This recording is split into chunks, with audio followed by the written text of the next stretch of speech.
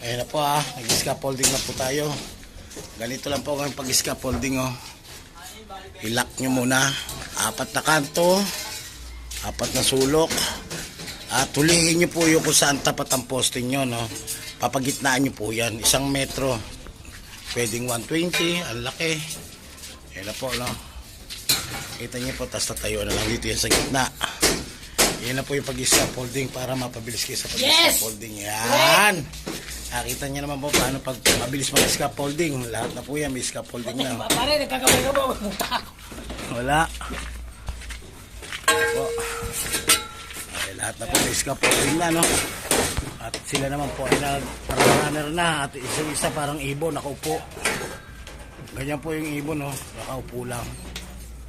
Ayan po. Ayan po yung pag-runner, ano? Pag-runner natin yan. Tatali